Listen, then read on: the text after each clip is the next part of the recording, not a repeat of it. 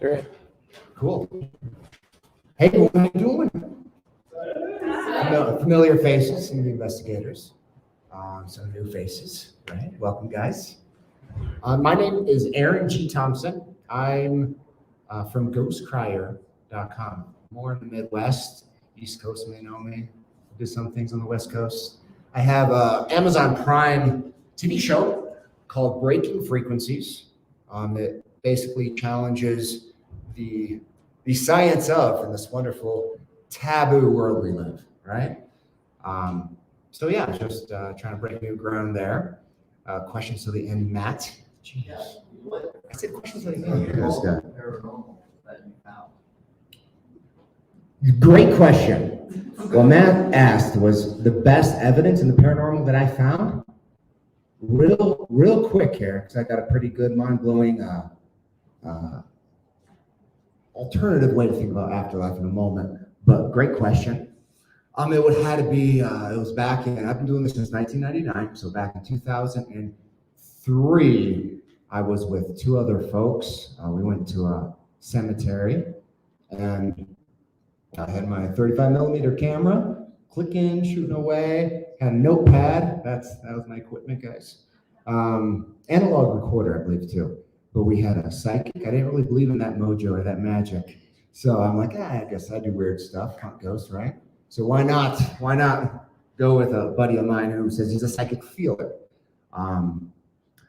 So we're in there, and the third party member, she was a minister. She didn't believe in our stuff, zero of it. It did not follow her culture and her belief system. So you're saying the best evidence. All three of us, it sounds like a joke. We all three walk into a cemetery, and it was overwhelming. You know, at this time I didn't recognize that energy so much, and I stumbled when I went in there. I caught myself, just started snapping some photos. Next thing you know, I'm seeing the psychic feeler leaning over by a tombstone, and he's doing something in front of the minister lady. I'm like, oh, maybe they're doing a ritual of some sort. No judgment. So I'm just snapping my photos. All of a sudden I hear leaves crackling behind me. So I whip my chin over my left shoulder. I see the minister. I see her right there. I'm like, oh, who's that? So now I'm walking forward. So I'm waving myself forward. I'm getting about 10 yards in front of me. And I kid you not, it's mind-blowing. It looked like a Disney stage prop. I saw a manifestation, a full apparition of a top hat, beard. It moved like a flip book animation. It was dark, had dimension, and it was looking down at my buddy who said he was a psychic feeler who was literally filling up this guy's leg. So I believe psychic feelers or something. He didn't see, he felt, and I froze. I was not badass at all. Zero badass, Matt. I froze from the waist down. If this thing was going to attack me, I'm gone. Throw out my arm like there's a snake in the road to stop the other lady from moving forward. The psychic feeler goes, Aaron, there's something right in front of me. But dude, he's right in front of you. At that time, the head looked up at me and faded to the left. So it demanifested right in front of us. And it looked like a computer glitch, fade, combo, glow-in thing. Foreground, background, perfectly fine. Mind you, I was in active investigation mode at this time. Didn't expect this. And the minister, she saw a big black mass. That was her interpretation of what we saw. Same time him and I said he's gone, she took a foot in front of foot reaction leaving said cemetery. She actually quit her practice, went to the mountains. I haven't followed up with her in years. So hopefully she's doing fine. I guess they call that enlightenment. The next day, was so willing to put me to call in psych ward. I actually had the phone number in my phone because I had no clue why my head melted like that. I thought monsters exist. I mean, this is crazy. Like, at this point, I was still on the fence. I'm sure I was investigating for years prior, but it's crazy. So before calling the phone number, I decided to do investigative work, such as folklore data, historical data, area data. And when I combined all of those, father and son seemed to haunt the location, first to be buried through an 1840s boating accident. I went back to the stone in the daytime, and by the stone, I saw the full apparition. It was here lies Leon and son, who were the first ones that died in the cemetery. So, yeah, pretty confident that I saw Leon. Look at me. It was pretty fascinating. That was that aha moment.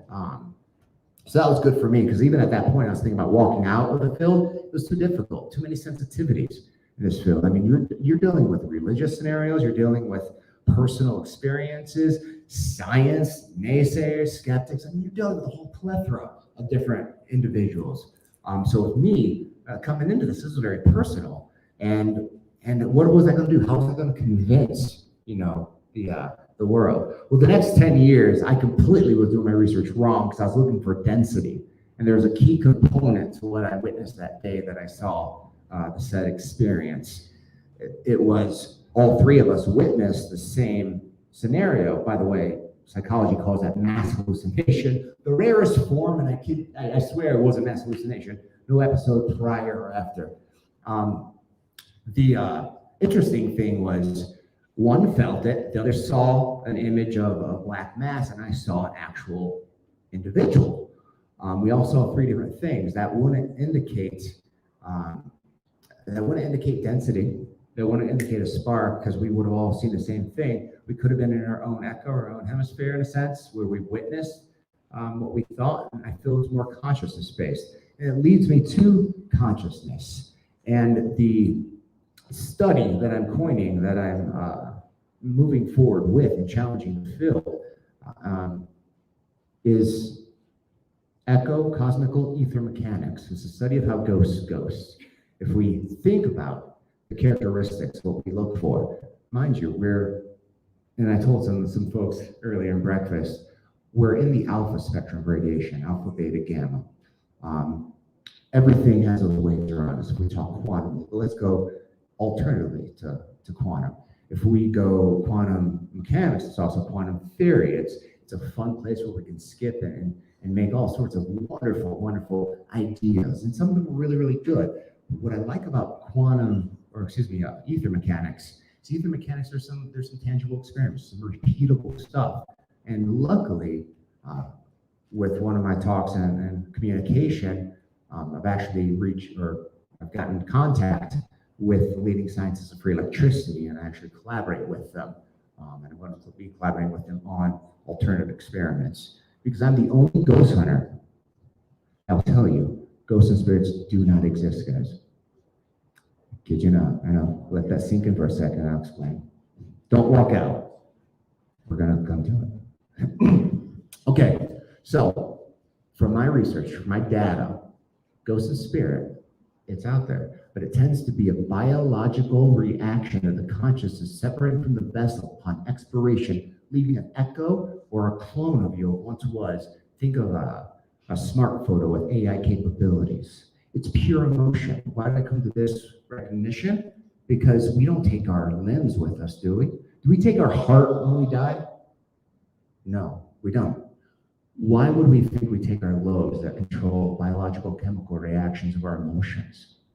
It was a value system we had in place many years ago, where we had to find out what's the meaning of life and so forth. And this is why I should say I call myself an afterlife researcher, more so than a ghost hunter or even paranormal investigator at this point, because there's these challenges that I feel we can still do. I know I'm 2 minutes, okay. Matt, we'll ask a question, then I'll move forward kind of with something else to melt your head maybe. Yeah, hi, Matt. So that's interesting, because around the same, I actually have a similar theory. But what's interesting is that we're getting also interactions with like intelligent reactions, but I'm involved. I think that's involving possibly the people also. Yes, we create our own monsters. Not something external, and so I think it's also involving us being able to do things that's more psychological than what I think most people think. And so, what's your theories on that part? I have tools that can read intent. they're in the lab right now with the scientists, but years ago they've actually uncovered algorithm where subatomic particle connectivities that indicate prayer, well wishes, good vibes. It's all the same, guys. It's that good positive intent. And I feel the mechanic of life really reacts to that. We create our own monsters. Slender Man. I got called about the Slender Man. It was a video game made like 20 years ago or something. I don't want to deal with that monster. You know, if it's out there, someone's had experiences, you know, deal with it yourself. No, I'm not quite like that. But it's very plausible that we can put something like that in there with infestation of, say, a demonic scenario. I'm not saying demons by that name are real, but we put that intent and we put that narrative there. So at that point, it does make it very real. But it's pure emotions. There's never been a haunting that's like void of emotion, if you think about it. Everything's tragic, and it's all of those echoes and those imprints. EVP, real quick, I know I gotta go, I'm running low on time, but EVP, another quick mind splitter here. The plural of EVP, guys. What's the plural of EVP? I love this one, I'm a nerd. EVP is EVP is EVP.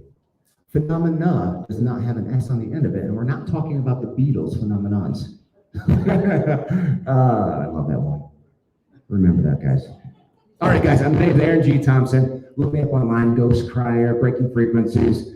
I'm a nerd with this stuff. Thank you so much for allowing me to speak.